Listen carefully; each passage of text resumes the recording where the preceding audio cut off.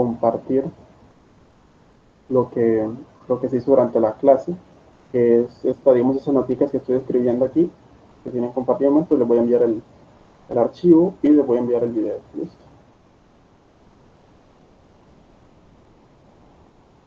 Entonces repito para que quede constancia de la grabación. El temario del curso es estos 4 temas que aparecen aquí: integral definida, técnicas de integración, aplicaciones de la integral, sucesiones y series. La evaluación por consenso con las personas que asistieron, que son 35 de las 40, o sea, la gran mayoría. Son 4 parciales del 25% que serán el jueves de la semana siguiente a cuando se termine el tema. O sea que si terminamos esta semana, sea martes o jueves, si terminamos esta semana, el examen será el jueves de la semana exactamente siguiente. Las asesorías quedaron para los lunes de 11 de la mañana a 12 de mediodía. Y la bibliografía será principalmente el cálculo de Purcell, Barbel y Rion, que es un solo libro, Purcell, Barbel y Rion, y otros textos que se pueden revisar para hacer ejercicios o para reforzar teorías si lo quisieran, son el cálculo de Leighton o el cálculo de Jesse Stewart, pero principalmente la teoría se va a hacer del cálculo de Purcell. Hoy sacaremos teoría y haremos ejercicios. ¿Listo? Hoy empezaré entonces con un pequeño repaso de conceptos que se requieren, ¿sí?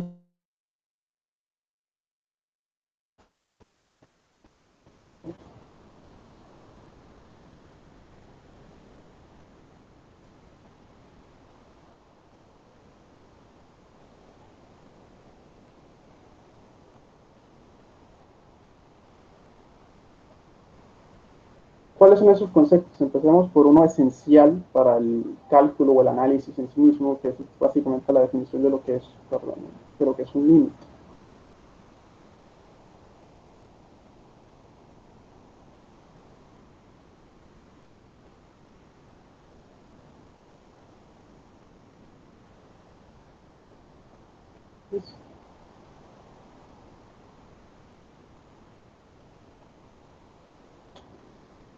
Yo supondría que ustedes ya vieron la definición rigurosa del límite, eso se hace en cálculo diferencial.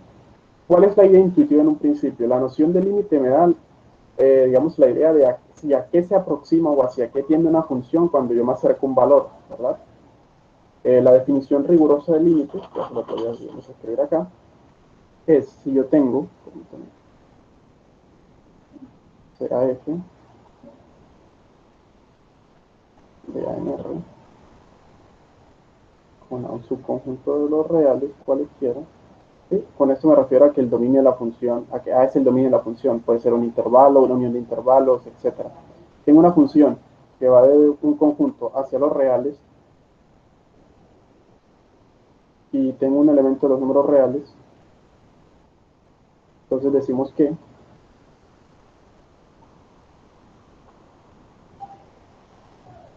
el límite cuando x tiende a de f de x es un valor L, real L, si y solo si,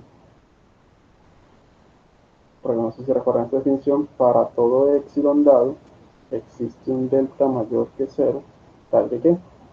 Tal que para todo x en A, ¿sí? Donde yo tengo que hacer las evaluaciones, y la distancia de 0, la distancia de x a pierde con delta, y es mayor estricto que 0, eso es importante, entonces la distancia entre f de x y el límite pierde con epsilon. ¿Sí? Esto es importantísimo, ¿sí? Es bueno recordarlo, también es bueno saber, digamos, geométricamente hablando qué significa, porque da la rigurosidad, ¿sí? Es lo que da, ¿cómo decirlo? Es lo que da la idea precisa de lo que significa proximidad. Una manera, digamos, de representar eso, podemos hacer un dibujo.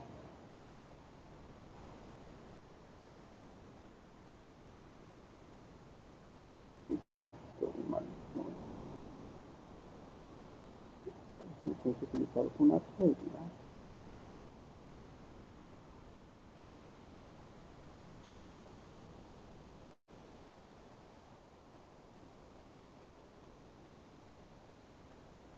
Bueno, toco así. Como estos son los ejes coordenados, ¿sí? Yo tengo una función, ni siquiera tiene que estar definido en este punto, o sea, aquí puede haber un hueco, no habría problema. Y ya sigue. Aquí tengo el valor A al que me quiero acercar, Entonces lo que yo estoy diciendo es que a medida que yo me aproximo a ese valor A, por cualquier lado, puede ser por izquierda, por derecha, eso es lo que significa que existe, digamos, ese delta. Cuando digo para todo epsilon, vean que este epsilon que está aquí, está acá relacionado con f de x y con L. Entonces, lo que yo estoy diciendo es que yo al valor L, al que digo que la función está tendiendo, que más o menos sería esto por aquí, sería esto por aquí. Si yo a ese valor L lo encierro con un intervalo, más adelante estoy llamando a eso en análisis una bola de longitud epsilon o de radio epsilon, entonces esto aquí sería L más epsilon, esto es aquí L menos epsilon. ¿Sí? Lo que están diciendo es que pueden encontrar un numerito o una distancia lo suficientemente pequeña, un delta, de tal manera que cuando yo considero o rodeo A con esa distancia delta, o sea, aquí está A más delta, y aquí está A menos delta, los valores que toma la función allí, ¿sí?, están encajonados en los valores que toma la función en este intervalo L menos epsilon, L más epsilon. ¿Sí? Todo lo que está aquí, toda esa distancia pierde con la distancia a L, pierde con la distancia epsilon. Y el dibujo quedó un poco pequeño, permítanme, lo hago más grande para que se sienta. Pero lo que, digamos, lo que estoy tratando de decirles o recordarles, porque realmente eso ya lo vieron, es lo que nos dice el límite, ¿sí? Lo que significa esa definición que está ahí es básicamente decir que dado cualquier, yo digo que el límite cuando x tiende a f de x es L, sí, solo sí, dado cualquier radio, el que tú quieras, que rodea el límite, aquí está L, yo te doy un radio epsilon, entonces yo digo, bueno, yo encierro a L con una bolita de radio epsilon, son intervalos L más epsilon, L menos epsilon. Yo debo ser capaz de encontrar, si es que de verdad la función tiene límite L, yo debo ser capaz de encontrar, y aquí hay un huequito, yo debo ser capaz de encontrar o de rodear a A con una bolita de intervalo o de radio delta, si aquí está, yo debo ser capaz de encontrar, por muy pequeño que sea, una longitud delta de tal manera que el intervalo A más delta, A menos delta, quede encajonado o la imagen de ese intervalo quede encajonada en la imagen del intervalo L menos epsilon, L más epsilon. Ya que eso está por aquí y por acá. Quedó encajonado en la franja. Y cuando yo evalúe, cuando yo haga f de x menos L con x aquí, vean que eso queda atrapado acá. Eso va a tener distancia menor que epsilon. Repito entonces, por si de pronto no se entiende. Lo que me dice esta definición es la manera propicia, la manera adecuada en la que yo me aproximo a un valor A por un lado o por el otro y analizar la tendencia para ver si es que de verdad tiende al valor L. ¿Listo? Eso es lo que significa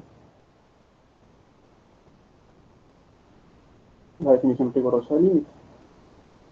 Y pues ya digamos, repito, esto ya ustedes lo vieron, entonces queda de tarea que recuerden o hagan propiedades, practiquen algunos límites. ¿Por qué? Porque lo vamos a requerir, ¿sí? Propiedades de los límites.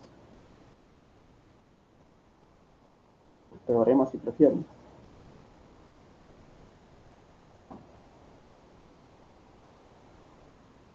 ¿Tienen alguna duda? Me preguntan por favor. Teorema. Sean F funciones que van de A R. Repito, A es un subconjunto de los números reales. Y A pertenece a R, a minúscula. Punto acá. Si el límite cuando x tiende a de f de x es L y el límite cuando x tiende a de g de x es M, entonces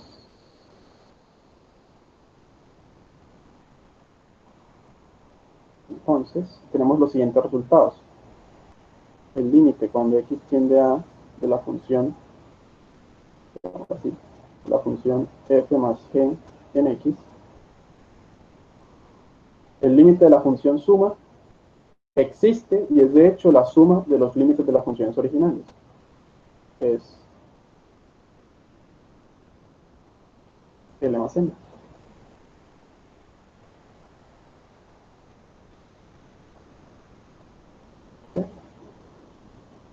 Lo mismo para la resta, ¿sí? Podemos simplificar ambos resultados teniendo aquí un menos y aquí un menos. ¿Sí? Si fuera la función suma, el límite de la suma es la suma de los límites. Si fuera la función resta, el límite de la resta es la resta de los límites. También podemos decir, por ejemplo, el límite del producto cuando x tiende a de la función producto de f por g evaluado en x es, como pueden imaginarse, el producto de los límites, es L por n. Lo mismo para el cociente, siempre y cuando se tenga la condición de que el denominador es distinto de cero.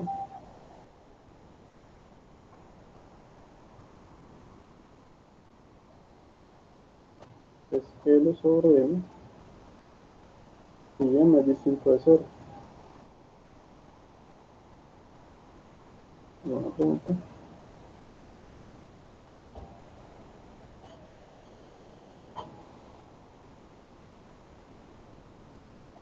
¿Se puede devolver un rato? ¿A qué te refieres, Nicole? Disculpa. ¿A la página anterior o a qué te refieres? Ah, listo, un momentito. Ya regreso. Así se ve bien. Para escribir los enunciados del teorema. Sean f y g funciones que van de A en R con A subconjunto de R y tengo A, que cuenta que no se ve bien, A en los reales. Cualquier número real. Si el límite cuando x tiende a f de x es igual a L y el límite cuando x tiende a f de x es igual a m, entonces tenemos los siguientes resultados. El límite de la suma resulta ser la suma de los límites. El límite de la resta resulta ser la resta de los límites. Es lo que significa el símbolo más menos, que para el caso más corresponde el caso más en este caso, para el caso menos corresponde el caso menos en este caso. Más, menos, menos.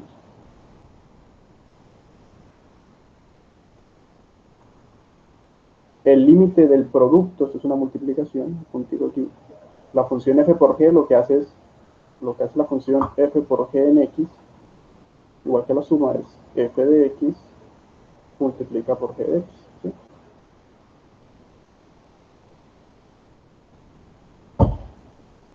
Entonces, el límite del producto resulta ser el producto de los límites siempre y cuando los límites de las funciones originales existan.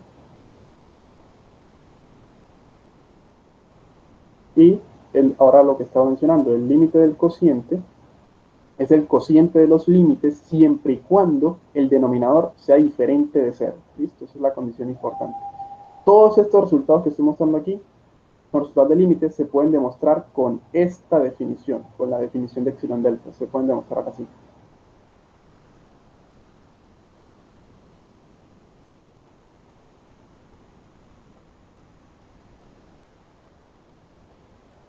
Otro resultado importante, más clásico, el límite cuando x tiende a, ya aquí es una sola función, de la función k por f de x, es k veces el límite, k por l, con k perteneciente a r.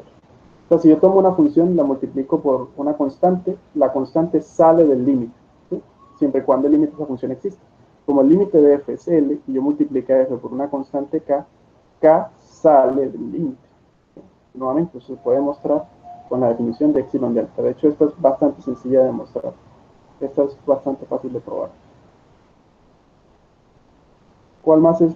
Lo voy a decir aquí. ¿Cuál es sencilla de demostrar? ¿Cuál se puede demostrar fácilmente? La de la suma y la resta no es complicado. La del producto por un escalar, me refiero a esta, también es bastante sencilla. La del producto tiene su truquito, por decirlo de alguna manera, sí puede ser un poco más elaborado. No sé si en algún momento lo hicieron. Es un poco más elaborado. La del cociente es similar al producto o es igual a la del producto en el sentido de que f sobre g es simplemente f por la función 1 sobre g, donde 1 sobre g se define como la función que evalúa 1 sobre g de x.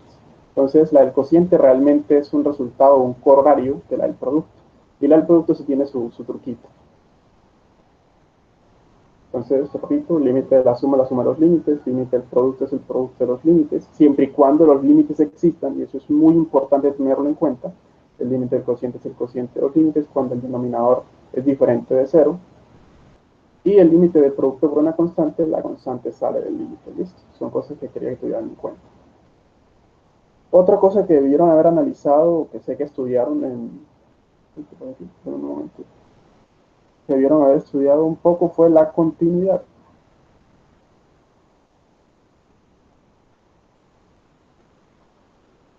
Yo sé que deben estar pensando que porque estamos repasando esto, si debemos estar haciendo integración, pero van a ver, de hecho, hoy voy a mostrarles un solo resultado y van a ver que vamos a usar casi que todo esto, ¿listo? Entonces, es importante que lo tengan en cuenta. Por eso quiero que la tarea de hoy va a ser que repasen estos conceptos, ¿sí? No pues, los resultados principales, de pronto hacer una que otra cuenta, practicar una derivada, cómo era que se calculaba, ese tipo de cosas. Es importante que la tengan en cuenta porque lo vamos a necesitar, ¿listo? Va a ser bastante importante. Entonces, para la continuidad, yo digo lo siguiente. F de A en R función con A subconjunto de R es continua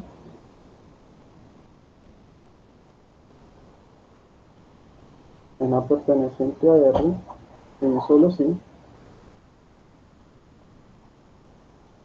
y solo si, nuevamente es una definición de epsilon delta.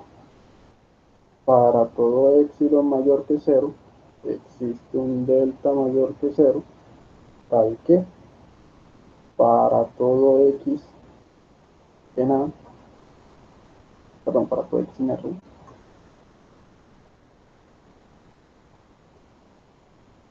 para todo x en R, y haga que aquí una pequeña variación, 0 menor o igual que x menos A menor que delta implica f de x menos f de A menor que epsilon. En la definición del límite tendríamos aquí un mayor estricto, o un menor estricto, perdón, y aquí tenemos un menor igual, ¿sí? Eso es lo que permitía, es una observación importante que me gusta hacer aquí en el dibujito. Dado que la definición del límite, aquí lo que estamos diciendo, aquí tenemos un mayor estricto, significa que el x y el a pueden ser diferentes, y de hecho tienen que ser diferentes. Por eso podemos en límites tener este tipo de cosas, un huequito en la definición, donde f puede no estar definida en el punto A, pero yo puedo analizar límites allí. Cuando queremos continuidad, de hecho el valor A tiene que poder evaluarse. Por eso es que nosotros decimos intuitivamente, esto no es continuo aquí, salta, tiene un hueco. Cuando vamos a analizar continuidad, en su definición, la definición epsilon delta, el valor x también podría ser el valor a, y aquí podría quedar entonces a menos a, que es 0, y por eso aquí colocamos un mayor igual. ¿Listo? Esa es digamos, una pequeña diferencia, pequeña y gran diferencia entre la definición de límite y la definición de continuidad, que digamos son similares, pero tienen esa variación. En los límites, la función puede no estar definida en el valor y podemos aún así analizar la tendencia.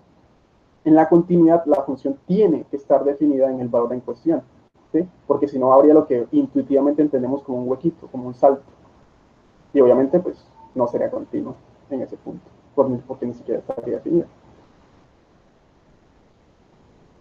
¿Listo?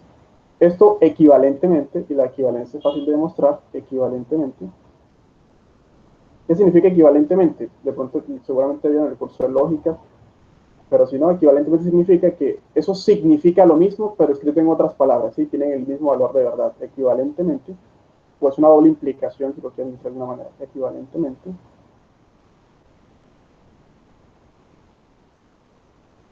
Y el límite, cuando x tiende a de f de x, es exactamente f de a. Nuevamente aparecen los límites. Pero definimos límites, la continuidad también es un límite. Si yo me aproximo a, lo que voy a obtener es f valor en a. ¿Sí? La función va a estar definida, no va a brincar, va, digamos, a comportarse como uno cree que se va a comportar. Si yo me acerco a, la función tiene que acercarse a f de a. Si una función hace eso, porque es continuo, en ese punto. Es importante que entiendan que la noción de continuidad depende de un punto. Yo digo que soy continuo en un punto. Lo mismo va a ser para la diferenciabilidad. Es diferenciable en un punto. ¿Listo? Eso es importante. Esas son cuestiones que son puntuales. Se analizan punto a punto. Se dice que una función es continua en un conjunto si es continua en cada punto del conjunto. Vamos a decir f es continua conjunto B.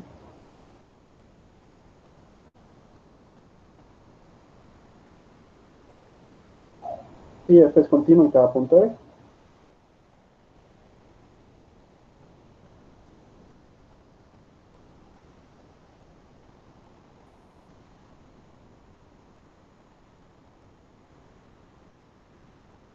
Repito, la continuidad es una noción puntual. Yo analizo continuidad en un punto, ¿sí?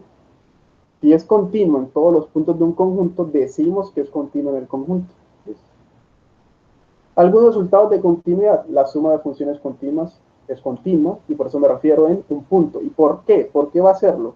Porque si la continuidad es un límite, yo sé que el límite de la suma es la suma de los límites. ¿Entiendan a lo que voy? Digamos que esto se puede reducir a estudiar, digamos, algunos límites, y se puede probar de esa manera. La resta de continuas es continua, el producto de continuas es continua, el cociente de continuas es continua siempre y cuando el denominador no se anule, una constante por una continua es continua, ¿listo? Son resultados, digamos, que son clásicos. Ahora sí, vamos a derivadas. Aquí escribo aquí, derivadas.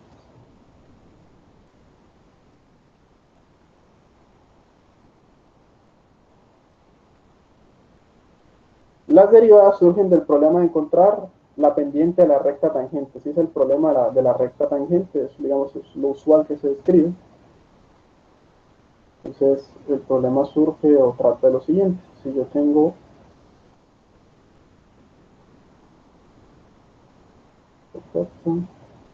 yo voy a tener una curva, una función, pues, ¿sí? Dos puntos, digamos X.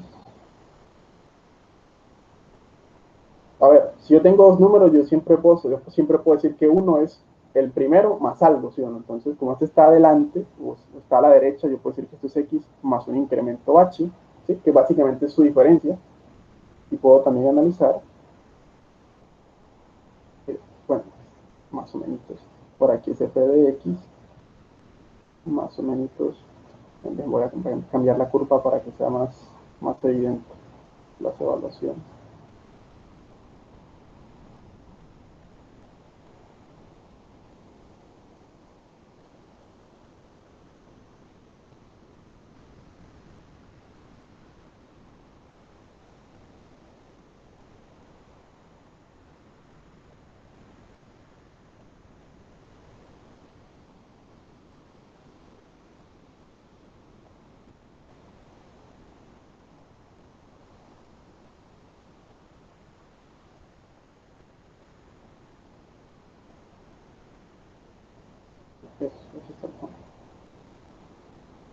Entonces yo por aquí, digamos, tengo X, repito, otro valor por aquí sería X más un incremento, llamémoslo H, y entonces aquí tenemos f de X, y aquí tenemos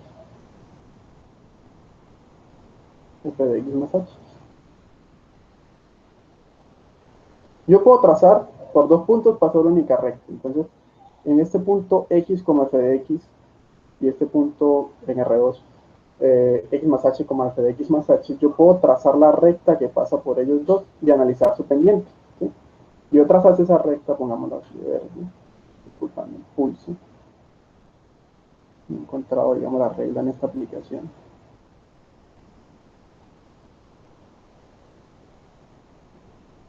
Yo trazase la recta.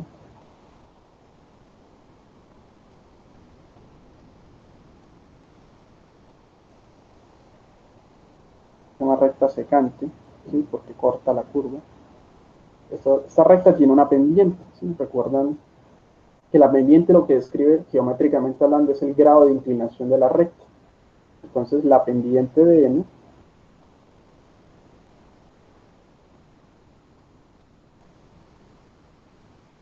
yo sé cuánto vale, porque yo ya tengo puntos en esa recta.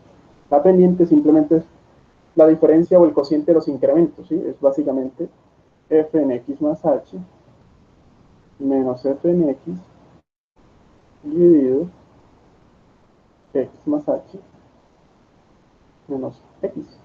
¿Sí? Así se calcula la pendiente de una recta, ahora tomo dos puntos en ella, en este caso x, f de x y x más h, f de x más h, y analizo los incrementos. Ahí está. Esa es la pendiente de una recta que corta, ¿sí? Que la atraviesa en esos dos puntos. Pero vean lo siguiente, si yo me pusiese a analizar qué pasa si acerco x más h tanto como me sea posible a x, mejor dicho, si hago que h sea muy pequeñito o formalmente hablando que h se vaya a cero, lo que estoy haciendo es tomar dos puntos que cada vez van a ser más cercanos, ¿verdad? X más h va a estar aquí, luego va a estar aquí, luego aquí, luego aquí, luego aquí. Y entre más se acerque x más h a x, o sea, entre h más se acerque a cero, este punto y este punto cada vez van a estar más cercanos. Y si cada vez más van a estar más cercanos, la recta que tenemos aquí, que es secante, cada vez como va a ir bajando y ya va, en vez de cortar en dos puntos, cuando h sea muy cercano a cero, realmente va a estar cortando en uno solo. Entonces pasa de ser una recta secante a una recta tangente. ¿Cómo que tangente? Si esta es la curva que tenemos, al final lo que va a hacer la recta verdecita es que va a estar en un solo punto, pues en el límite va a estar en un solo punto y va a ser así. Solo lo va a cortar ahí. Y podemos entonces estudiar la pendiente de esa recta tangente. ¿Cómo? Haciendo, repito, que h se vaya a cero. Y como nosotros tenemos la expresión de la pendiente de esta recta verde, la tenemos aquí, simplemente habría que hacer que h se vaya a cero en esta expresión.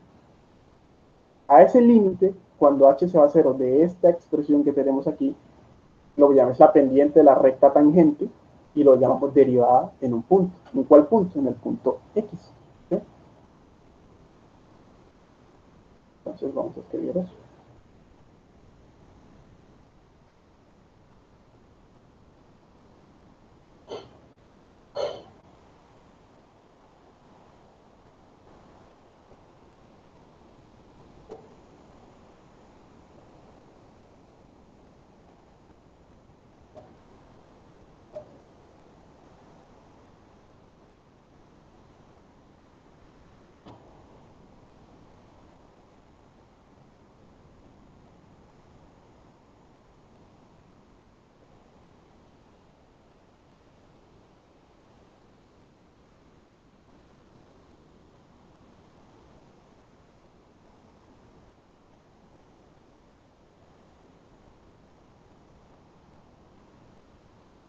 Uy, la recta secante, por lo menos.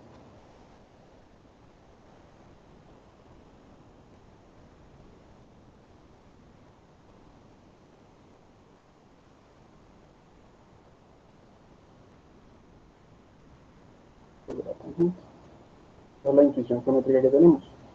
Y entonces, f' en x, solo una notación, es la pendiente de la recta tangente, llamémosla así, la pendiente de la recta tangente, es simplemente el límite cuando h tiende a cero de la expresión que tenemos acá arriba.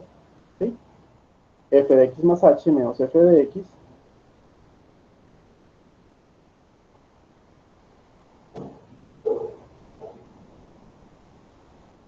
sobre x más h menos x, pero x más h menos x es simplemente h, es sobre h, que es básicamente la definición que a uno le enseñan de derivadas.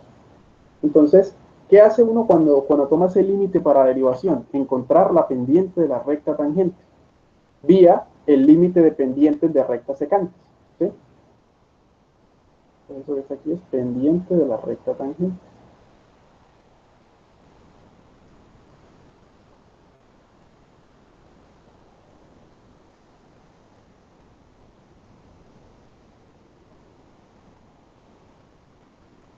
De la recta tangente AF en el punto. ¿En qué punto? En el punto X, F de X. ¿Sí? Esa es la pendiente de esa recta. Te repito, si yo hiciese que este puntito y este estuviesen cada vez más cerca, lo que estoy haciendo es acercarme al punto X, F de X y hacer que la recta verde pase solo por ese punto. ¿Listo?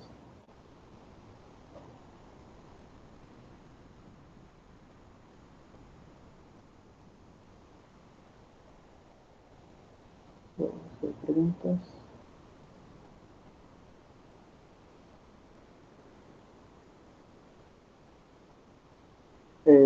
Nicole, ¿por qué puede repetir por qué la recta secante se vuelve tangente? Sí, aquí vamos a hacer un dibujo, eso ayuda a visualizarlo. Si yo tengo esta curva, Nicole, y aquí tengo, vamos a hacer como en varios instantes de tiempo. Aquí va a estar el punto X. Y digamos que aquí está X más H. X más H. Pues realmente en el dominio son X más H. Y estos son f de X y f de X más H. Entonces cuando yo trazo la recta, necesito una regla. Cuando yo trazo la recta, mira que cortan esos dos puntos, listo. Cuando yo trazo esa recta. Cuando yo hago que H sea más pequeño, ¿sí? Digamos si H fuera 10, yo hago que H sea ahora 5, entonces me acerqué un poquito más. Aquí está X más H, que ahora es más pequeño. Trazo mi recta y ahora vuelve a cortar, pero mira que a medida que se va acercando, a medida que X más H está cada vez más cerca, como que ya no la corta tanto, ¿sí? Sí sigue cortando en dos puntos, pero a medida que yo voy haciendo que X más H se convierta casi en X, al final lo que me va a quedar es esto, una línea recta que solamente está tocando en un único punto. Y al final va a quedar algo así. No la va a cortar, solo la va a cortar en un puntito. O sea, si esta es la curva y aquí está X, la recta va así, no la va a atravesar, solo va a ser tangencia, o sea, la va a cortar en ese punto sin atravesarla. ¿Sí? Hay que pensarlo, digamos, como con movimiento, hacer una animación o algo así. Eh, Cuando el X más H se acerca al X, lo que va a quedar es una recta que solo toca en un punto. Se llama tangente. ¿Se entiende a lo que me refiero? Listo. Bueno, pensarlo así como con una animación.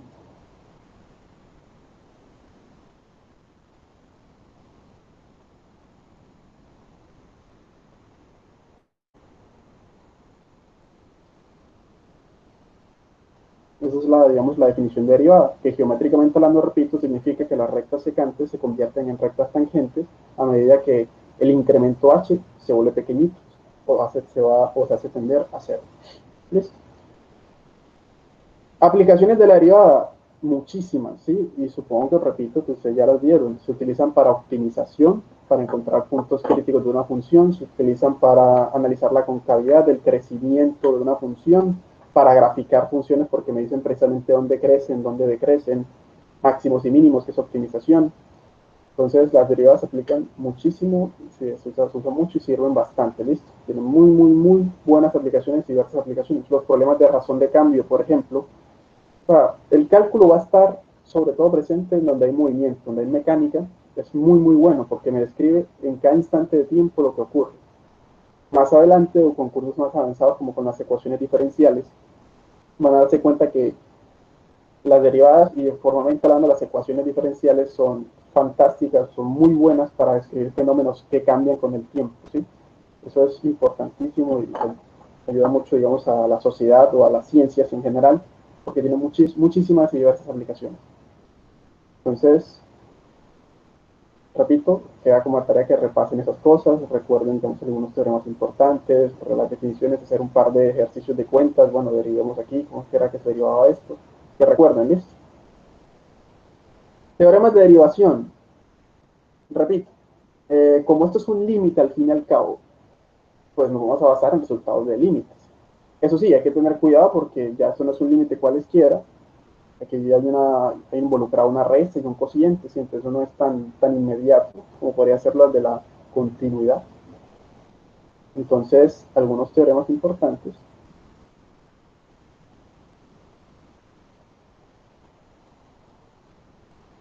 Teorema.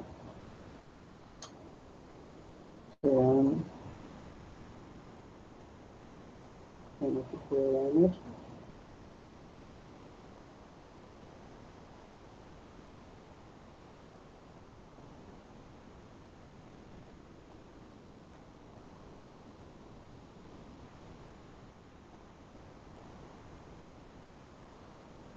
sean FG de ANR funciones diferenciables en A perteneciente a R. ¿Qué significa que son diferenciables en A perteneciente a R? Que el límite, cuando X tiende a A, perdón, que el límite cuando h tiende a 0, ¿sí? Lo que dijimos arriba, que el límite cuando h tiende a 0, de tanto f y g, voy a escribirlo para f, de f, del punto A, que era lo que hay arriba, tenemos como punto X. Entonces de A más H menos F de A sobre H existe. Existe y ese valor lo llamamos F' en A. ¿Sí? Una función es diferenciable en A, en un punto A, si este límite que acabo de escribir aquí existe, que es lo que dijimos acá arriba, repito, ser diferenciable en el punto X. La derivada representa geométricamente hablando, la derivada en un punto es que esta sería la pendiente de la recta tangente a f en el punto A, f de A. La definición de interpretación geométrica. Entonces eso es lo que significa. Ser diferencial en A significa que este límite que estoy resaltando aquí existe y su valor se llama derivada en el punto A. ¿Listo?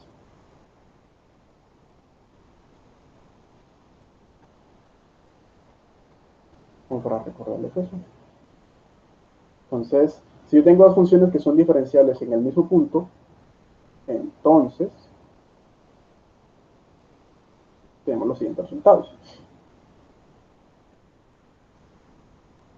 La función suma es diferenciable en ese punto. Si digo que f' de A, pues ya estoy diciendo que existe. Si no, f más g' en A existe. La función suma es diferenciable en ese punto y de hecho su derivada resulta ser la suma de las derivadas. ¿Sí? La función suma es diferencial en el punto y su derivada resulta ser la suma de las derivadas de las originales. Análogamente, la función resta es diferencial en el punto y la derivada de la resta resulta ser la resta de las derivadas.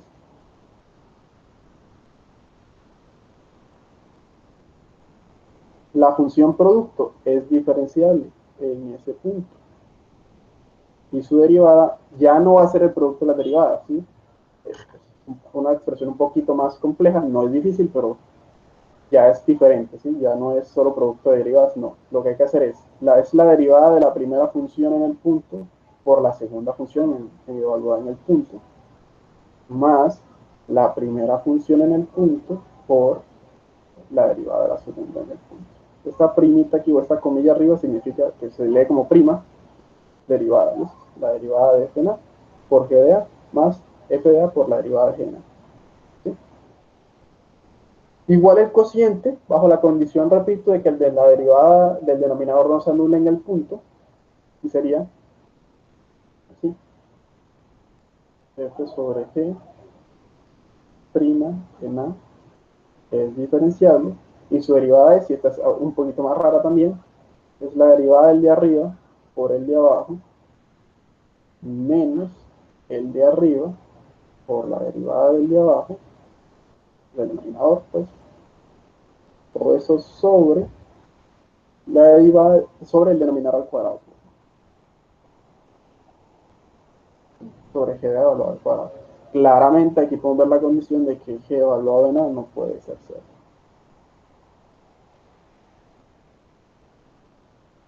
Entonces no debe anularse en este punto.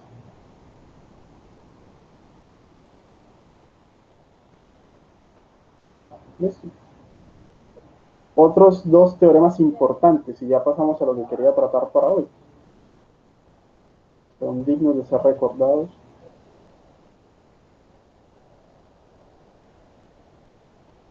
La relación que hay entre ser derivable o ser diferenciable, como lo quieran llamar, y ser continuo.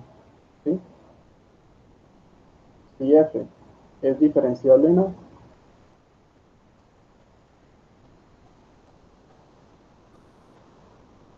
entonces f es continuo en a.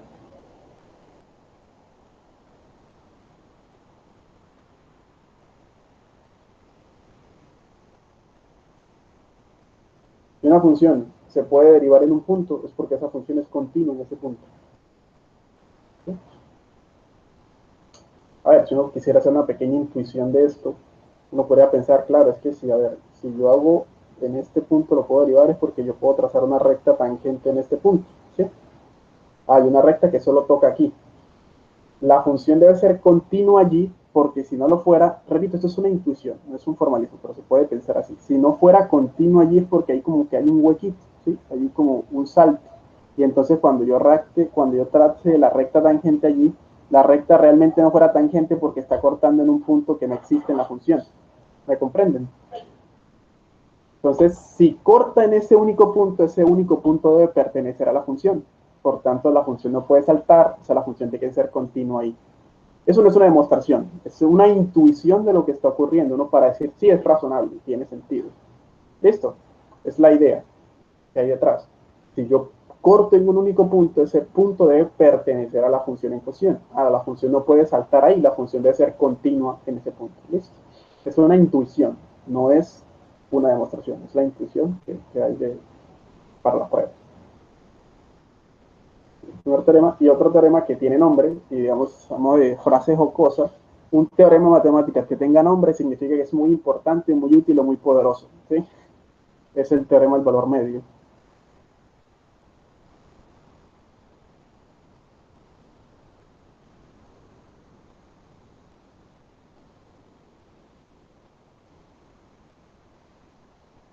Teorema de valor medio para derivadas, teorema de valor medio, también hay uno para integrales. Cuidado con las hipótesis. Las hipótesis son lo que uno asume antes de hacer la conclusión. Entonces me dicen lo siguiente. Si f es continuo en el intervalo cerrado a, b y diferenciable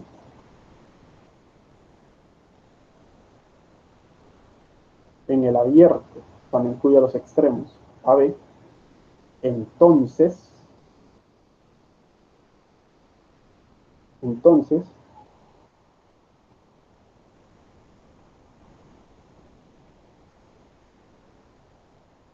existe un punto del abierto, existe un punto C en A, B. ¿Recuerdan la notación de intervalo? ¿Qué significa que C pertenezca aquí? Significa que A es menor estricto que C y C es menor estricto que B. ¿Sí? Es un punto dentro, no va a ser los extremos. Repito entonces. Si f es continua en el cerrado A, B, incluyendo los extremos, y diferenciable en el abierto A, B, o sea, los extremos no necesariamente, entonces existe un punto en el interior del abierto tal que la derivada en ese punto tiene sentido porque dije que la función diferencial en el abierto es exactamente f de b menos f de a sobre b menos a. ¿Sí? Esos incrementos que hacíamos, la pendiente de la recta tangente en el punto que existe, resulta ser simplemente la pendiente que se analiza la función original entre los extremos a y b. O sea, hay un puntico por ahí en el dominio, no sé dónde, hay un punto allí. Si este es a y este es b, f de a, f de b, hay algún c, no sé cuál, pero hay algún c donde la pendiente de la recta tangente, se calcula así, analizando las diferencias en los extremos a y b. Es f de b menos f de a sobre b menos a. ¿Sí? Hay un puntico ahí. ¿Cuál?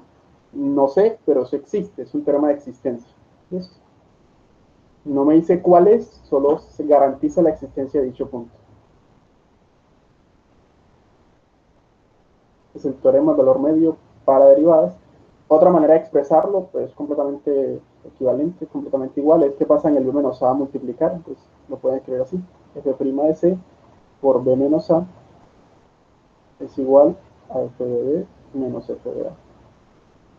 Es otra manera en que lo escriben, es exactamente lo mismo. ¿Listo?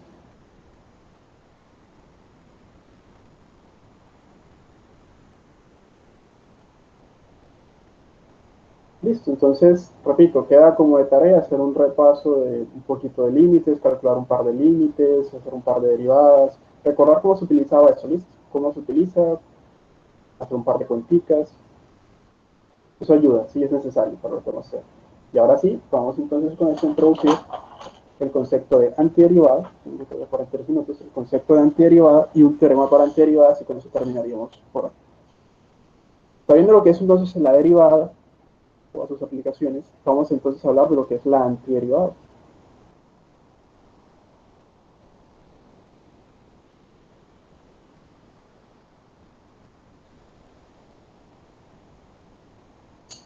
también entraría dentro un poco del recorderis, sin embargo, es bueno verlo. Entonces, antes de escribir aquí,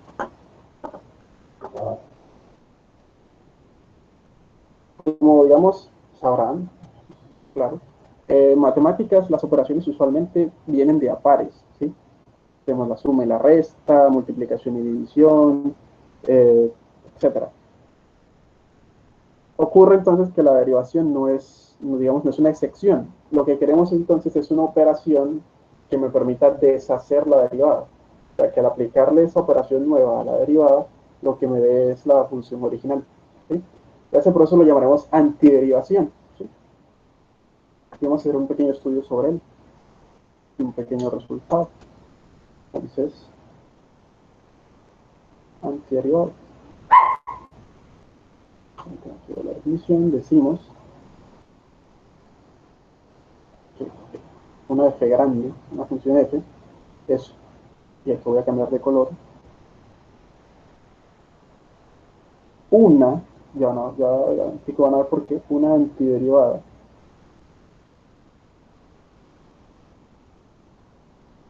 de f pequeño, de f, en un intervalo i,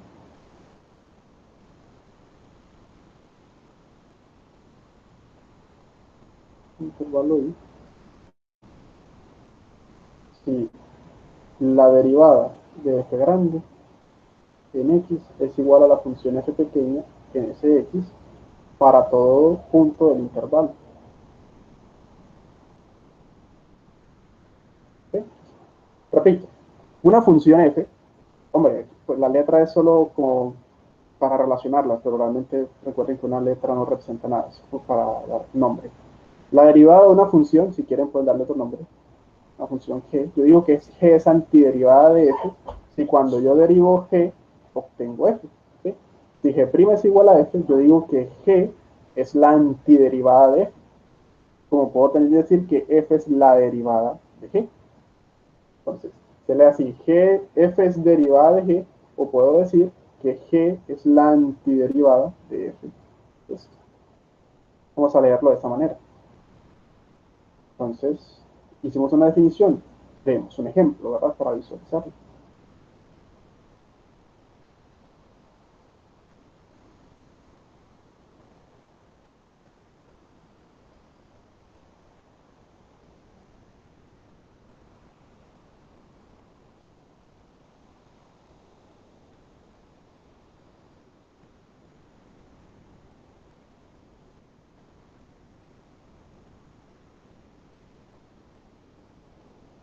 Entonces, y esto es para reflexionar un momentico. Yo digo que la función f pequeña es 4 por x a la 3. ¿Quién podría decirme, por el chat escriban así, qué función f grande sería candidato a ser su antiderivada? ¿Sí?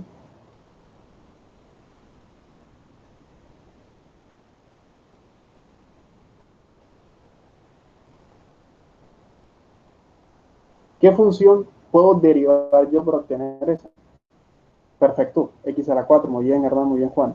X a la 4, f de x igual a x a la 4, es una antiderivada.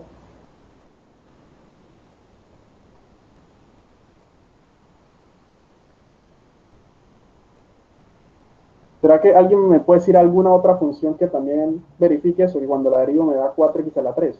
O solo será x a la 4 la que verifica, la que cumple.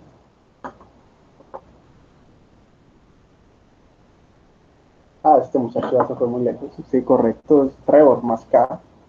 Muy bien, Juan, menos 2, etc. Correcto. O sea, si yo podría considerar la función g de x igual x a la 4 más 2 o menos 2, perfecto. O como dijo Trevor, digamos h de x igual a x a la 4 más una constante, la que sea. ¿Sí? Con K en R. Si ustedes derivan esto, la derivada de f grande es x a la 4, entonces me queda 4x a la 3. No hay problema. La derivada de g es la derivada de x a la 4 más la derivada de 2. O sea, 4x a la 3 y la derivada de 2 es 0. Ah, bueno. Da 4x a la 3. La derivada de h es la de x a la 4, que es 4x a la 3, más la derivada de una constante que es 0. Entonces, también funciona. Entonces, Uno dice, bueno, entonces una antiderivada realmente puede ser, dame una antiderivada y súmale una constante, y eso también será una antiderivada, perfectamente cierto. Pregunta, pregunta, ¿será que es la única que hay? ¿O habrá alguna otra? Antes de, digamos, de responder esa pregunta, vamos a hacer una interpretación geométrica de por qué ocurre esto de la constante. Entonces, el dibujito. Vamos a suponer que este es el eje de coordenadas y yo aquí tengo la función, digamos, x al cuadrado, una parábola. Y si yo la voy a bajar, también, digamos, una unidad. Eso debería quedar paralelo, pues. Voy a borrarlo a ver si lo puedo hacer mejor.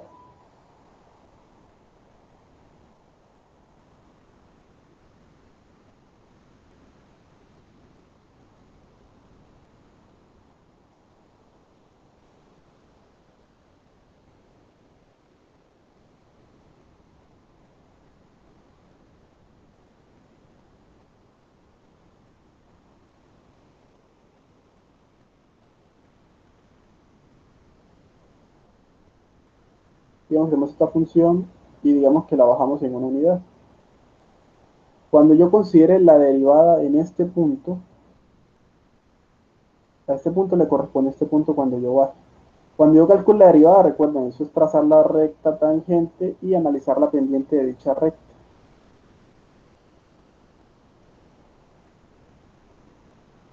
¿Sí?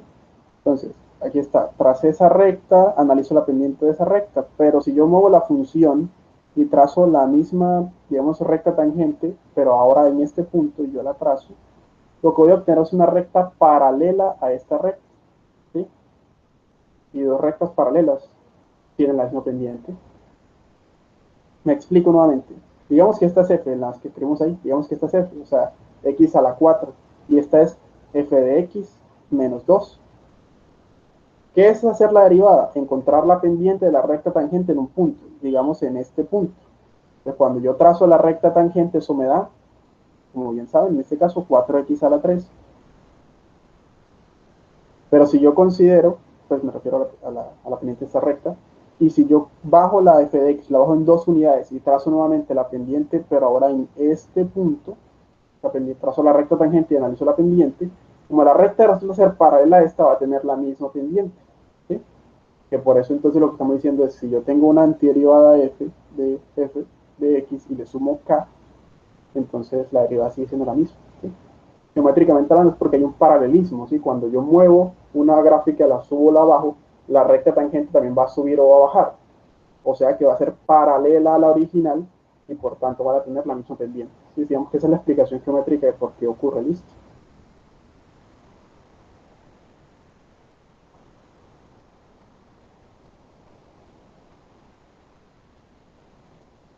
¿Entendí eso que mencioné? ¿Sí sabían esa propiedad geométrica de que dos rectas paralelas poseen la misma pendiente? He hecho un poco de geometría. Digamos, esa es la explicación del fenómeno, porque hay que sumar la constante. Pero ahora entonces queda una pregunta.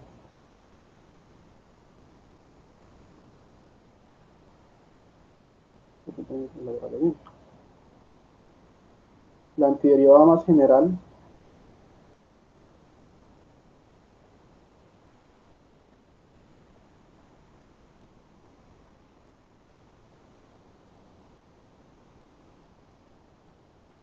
es f más, bueno, es f de x más k, es f más una constante. O sea, dada una antiderivada de f, la más general posible es simplemente sumar una constante. En este caso particular, la antiderivada de x a la 4, la más general será esta, x a la 4 más k. ¿O será que hay alguna otra función extraña que cuando yo la derive también me dé 4x a la 3?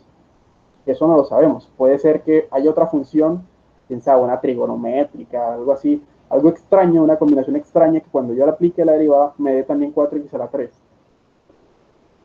¿Qué opinan? ¿Será posible que eso ocurra o no?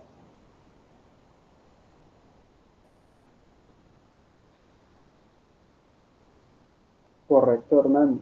No, no ocurre. Y la justificación es un teorema, digamos, que vamos a demostrar aquí. Para, como dije, vamos a hacer un par de demostraciones a lo largo del curso. Nada muy elaborado, pero interesante es hacer un par de pruebas. Entonces, efectivamente, la respuesta es que sí. La antiderivada más general es la antiderivada que se tenga la particular más una constante. ¿Listo?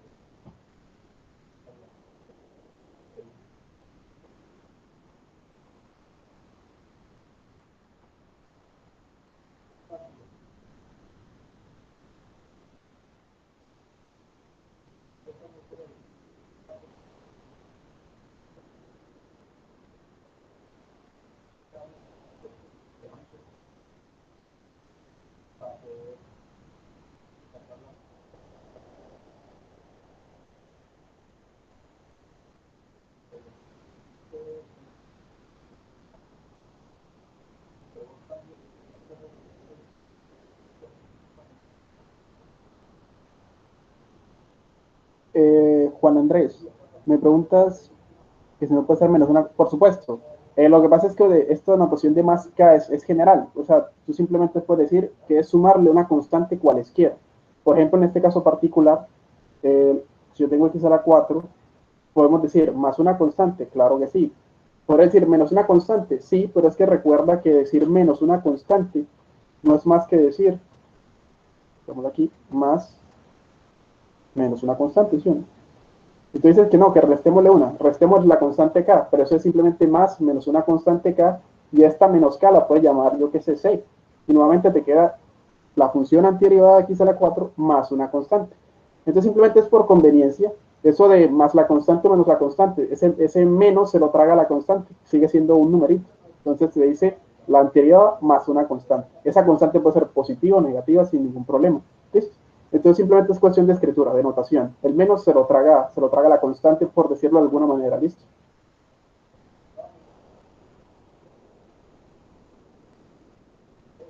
Correcto. Entonces, el siguiente teorema va a garantizar que efectivamente que la forma más general que puedes tener una antiderivada es una particular que hayas calculado de alguna manera más una constante cualesquiera. Vamos a hacerlo aquí. Teorema.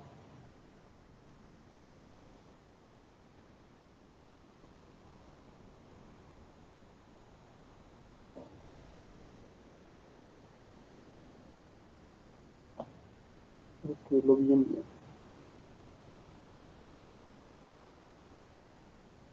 Sea F del intervalo A, B en R una función.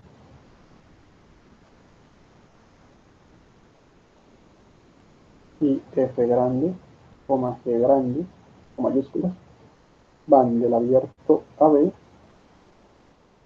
en R. Y F es una función, y F grande y G grande van a ser antiderivadas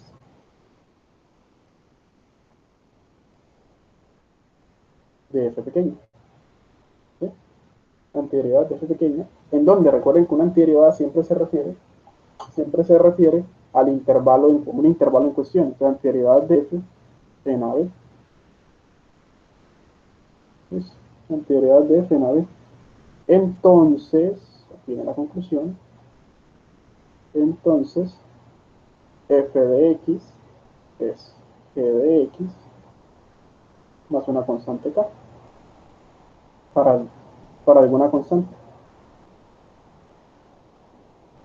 para alguna K perteneciente a R, y para todo X perteneciente al intervalo comado. Vamos a leer esto con calma.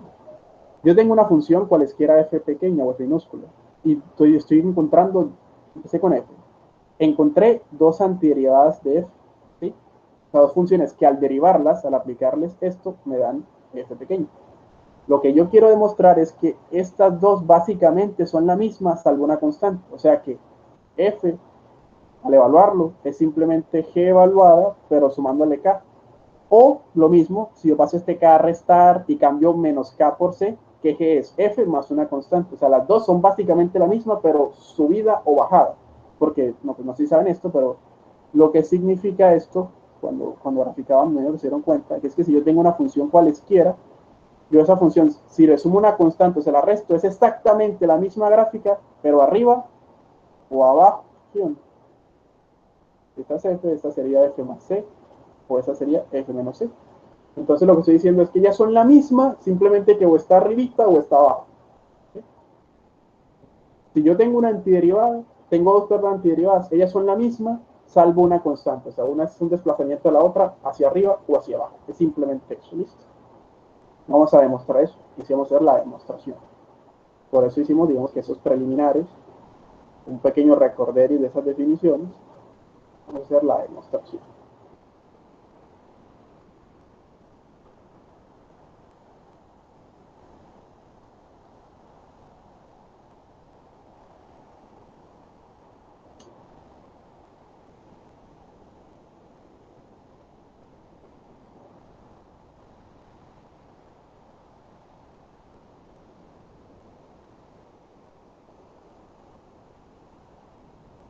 Listo, vamos con calma. Antes de empezar, hasta aquí todo va bien. ¿O hay alguna duda?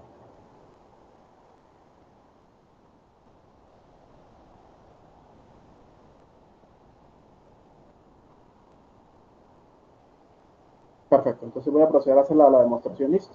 Voy a ir con calma, despacio, sin prisa, para que entendamos bien lo que se está haciendo. Vamos por pasos. Entonces, vamos a empezar con la demostración. Mis hipótesis, ¿cuáles son? Hipótesis, recuerden, es lo que yo asumo, lo que yo sí puedo utilizar durante la prueba. Tengo una función f que sale del intervalo abierto a, b, y tengo también, o conozco también, dos de sus antiderivadas, f grande y g grande. Lo que voy a concluir o lo que voy a probar es que f grande y g grande son básicamente la misma función, simplemente que más o menos una constante, ¿sí? Son la misma salvo una constante, eso es lo que voy a demostrar. Entonces voy a hacerlo de la siguiente manera.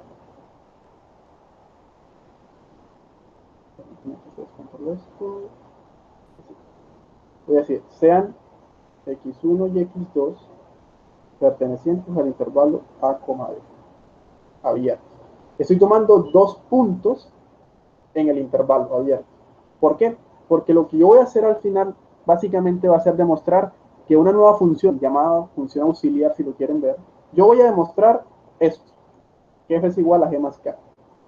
Entonces, eso sería lo mismo que demostrar que f menos g es una constante, ¿sí? O es decir, que f menos g, cuando lo evalúe en cualquier x, me da una constante.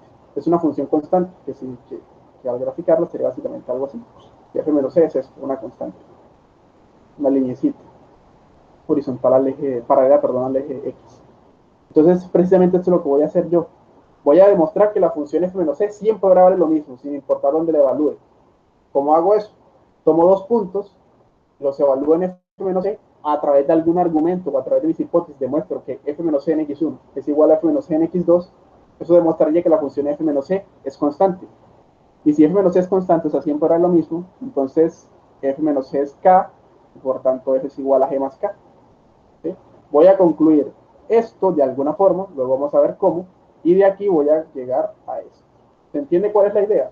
Voy a demostrar que la función f menos g siempre vale lo mismo, es constante, y de allí concluye entonces que f es g más k. O sea, mi análisis o mi construcción va a ser sobre la función f menos g. ¿Listo?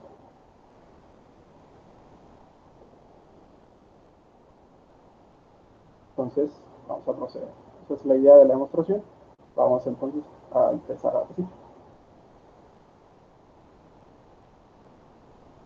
Sean x1 y x2 elementos del intervalo a, b. Repito, ¿qué significa eso?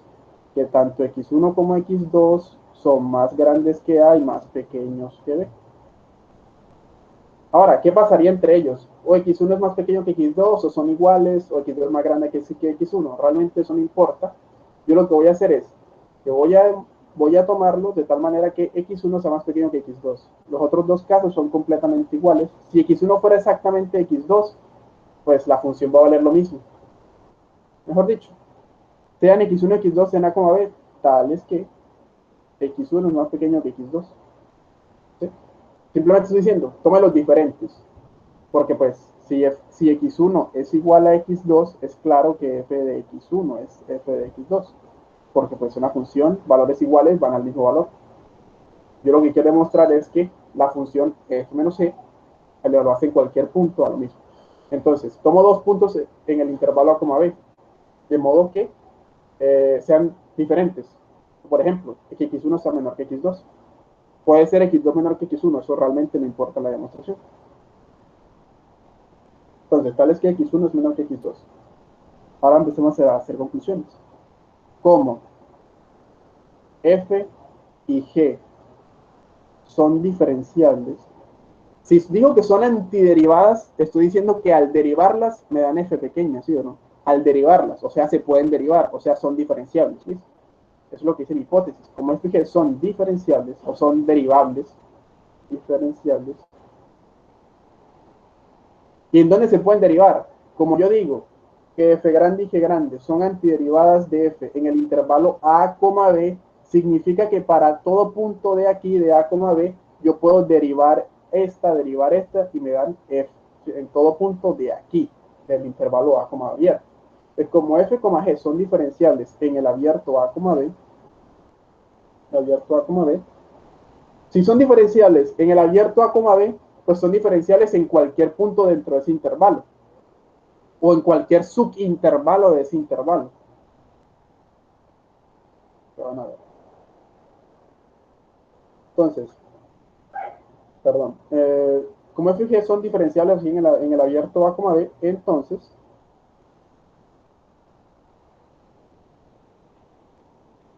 f y g son diferenciables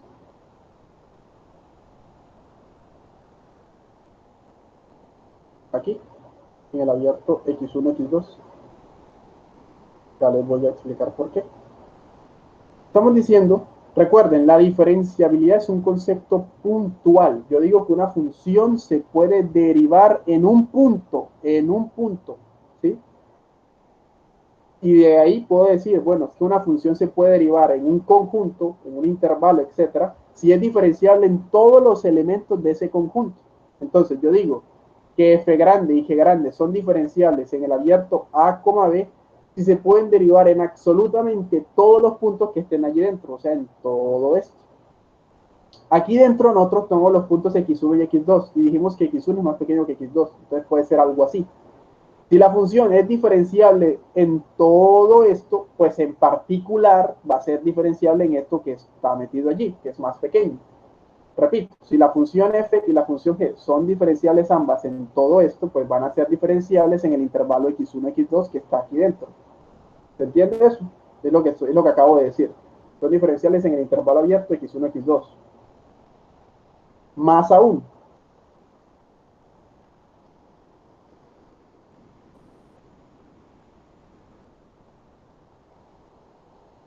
más aún, f y g son continuas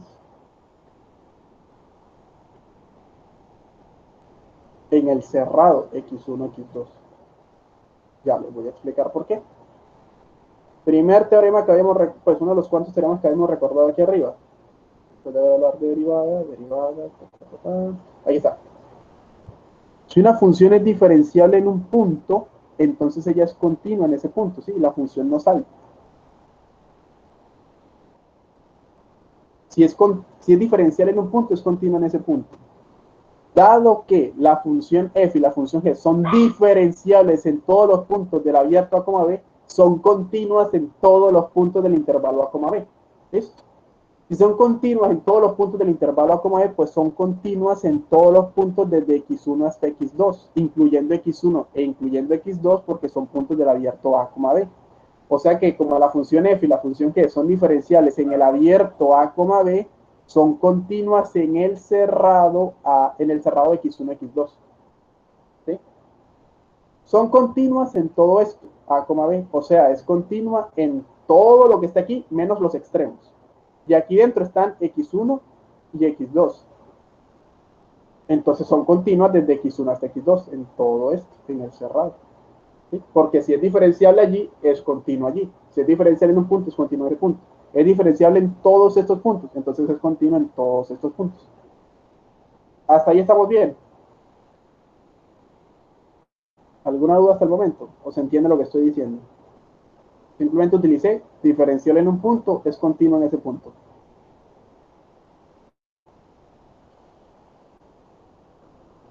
Listo. Entonces, prosigo con el argumento. Voy a borrar aquí.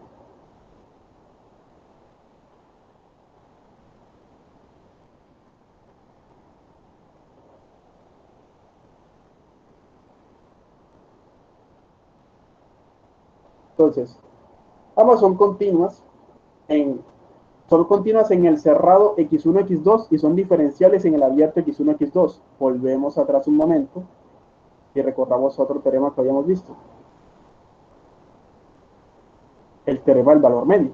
Cuando yo tengo una función continua en un cerrado y diferenciable en ese mismo conjunto pero abierto, puedo garantizar la existencia de un punto en el abierto donde la derivada resulta ser la diferencia de las evaluaciones de los extremos sobre la longitud del intervalo. ¿Sí? Teorema de valor medio. Aquí está. Y nosotros tenemos esas condiciones. Tenemos que f es continua en el cerrado x1, x2 y diferenciable en el abierto x1, x2. Así que podemos utilizar el teorema del valor medio. Listo.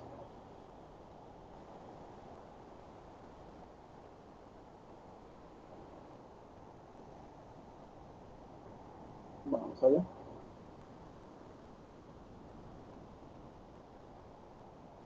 En rojo.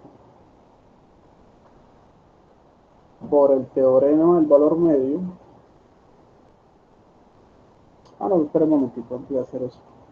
Para que quede bien escrito y se entienda. Entonces tengo f y g son diferenciales en el abierto y f y g son continuas en el cerrado. Ya sabemos que suma de diferenciales es diferenciable, suma de continuas es continua. Entonces, luego, la función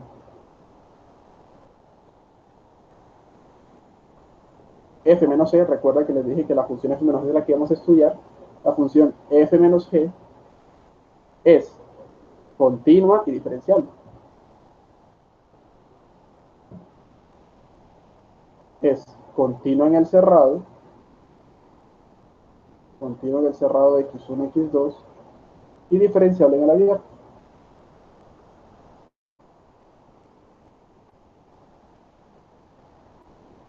¿Por qué? Es suma de continuas, que es continua, y es suma de diferenciables, que es diferenciable.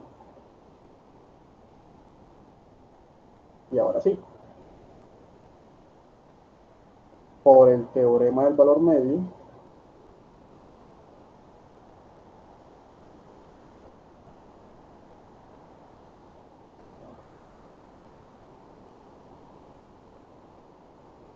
puedo garantizar qué cosa. Existe alguien, yo no sé quién es, pero existe alguien en ese intervalo abierto x1, x2, o sea, más grande que x1 y más pequeño que x2, alguien de ahí, quién, no sé, pero existe, puedo garantizar esa existencia. Existe z en x1, x2, tal que cumple ese z, tal que la derivada de la función, ¿cuál función? Estoy hablando de la función f menos g. La derivada de la función f menos g en ese valor z resulta ser la función f menos g evaluar los extremos. Entonces en x2 menos f menos g en x1, todo eso sobre x2 menos x1, que era la longitud del intervalo. Pregunta, ¿la derivada de una resta qué es? Es la resta de las derivadas, ¿sí o no? Entonces, lo que tengo de aquí es f' en z menos g' en z, es esto que tengo acá. ¿Cómo se evalúa la función f menos g en x o f menos g en x2? Es la primera en x2 menos la segunda en x2. Lo mismo para la siguiente, pero no olvidemos que aquí hay un menos que me afecta este menos de acá. ¿Sí? Cuidado con los signos.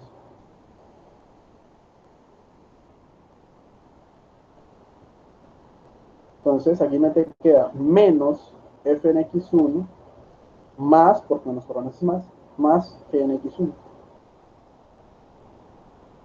Todo eso sobre x2 menos x1. Por hipótesis, f y g son antiderivadas de la función f. O sea que lo que yo tengo aquí es, esto da f en z y esto da f en z, porque f y g son antiderivadas de f pequeña. O sea que al derivarlas me dan f pequeña. O sea que esto me da f de z menos f de z. Y f de z menos f de z es 0. ¿Sí? 0. Repito, porque f grande y g grande son antiderivadas de f. Al derivarlas me dan f. Entonces, no voy a escribir esto, sino que voy a escribir directamente que f grande en prima en z menos g grande prima en z, eso da 0, vendría siendo igual a f de x2 menos g de x2 menos f de x1 más g de x1. Todo eso sobre x2 menos x1.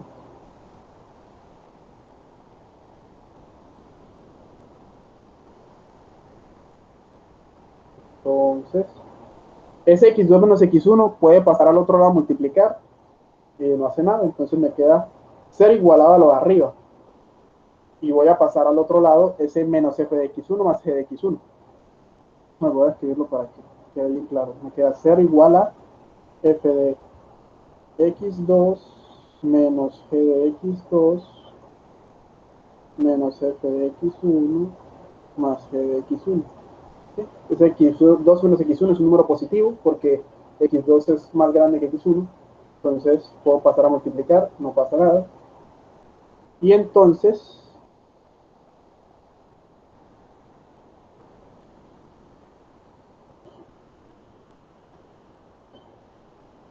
este que está aquí lo paso a sumar y este que está sumando lo paso a restar al otro lado. Me va a quedar f de x1 menos g de x1 es igual a f de x2 menos g de x2. ¿Sí? Pero ¿qué es f de x1 menos g de x1? Esto es la función f menos g evaluada en x1, es la función f menos g evaluada en x2. ¿Cómo inicié yo? Tomé dos puntos cualesquiera, x1, x2, en el abierto a, b, y demostré que la función f menos g en ese x1 era igual a la función f menos g en x2. O sea, para cualquier par de puntos en el abierto a, b, f menos g vale lo mismo en ellos dos. O sea que la función f menos g es una constante sobre el dominio a, b.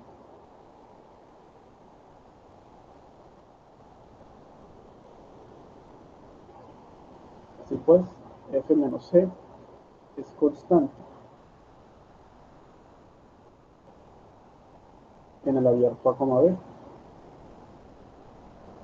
Esto es...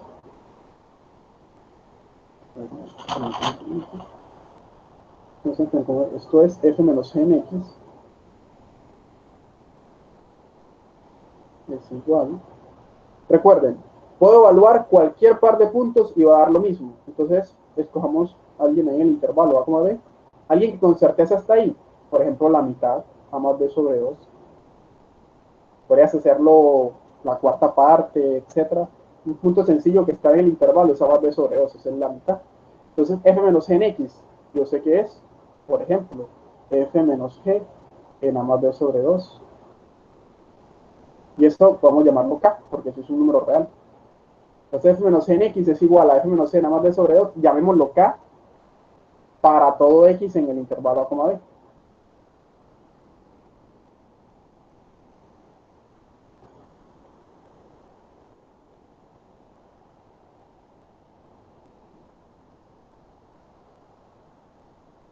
Así pues, el que estoy llamando k, la constante es f menos g nada más b sobre 2, listo. Así pues, f en x, si f menos g en x es igual a k, entonces f de x es g de x más k. ¿Qué estoy diciendo ya aquí? F de x menos g de x es la constante k, eso es lo que está escrito aquí. Pues simplemente pasa para el otro lado, ¿sí? Entonces f de x es igual a g de x más k. Así pues, f de x igual a g de x más k.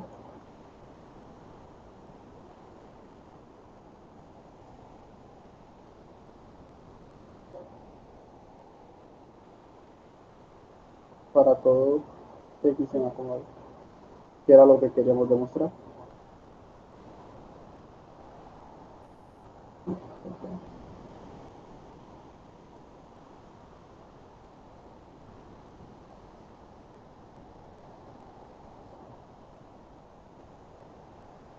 Demostrar. Eso es lo que queríamos demostrar. Entonces, efectivamente, queda respondida la pregunta.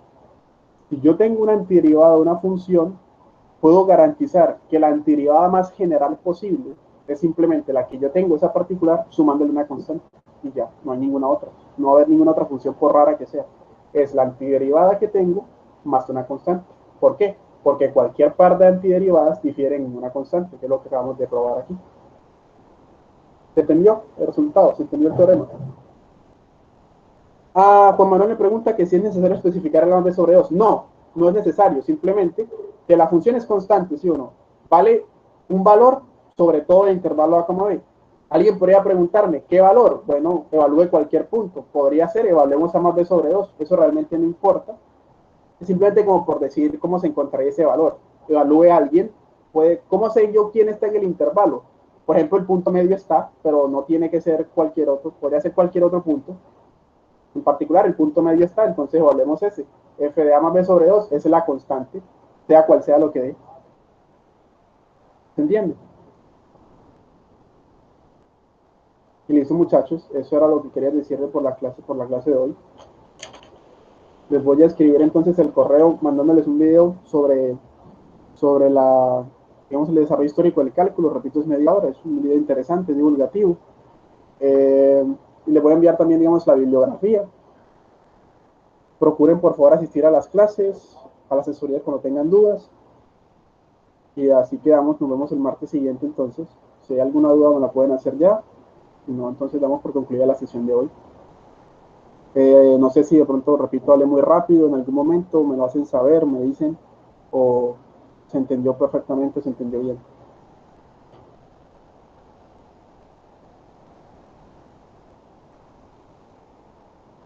Sí, sí voy a mandar lo que escribí.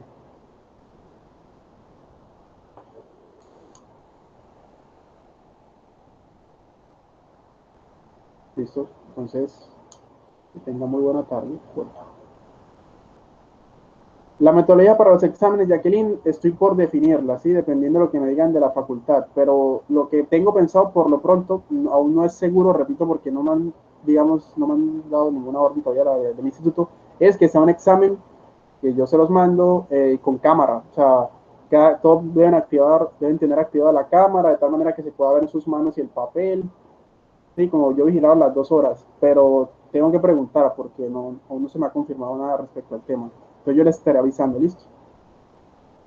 Les estaré avisando respecto a eso. Por eso digamos que no se los mencioné hoy. Cuando tenga la información clara se las paso.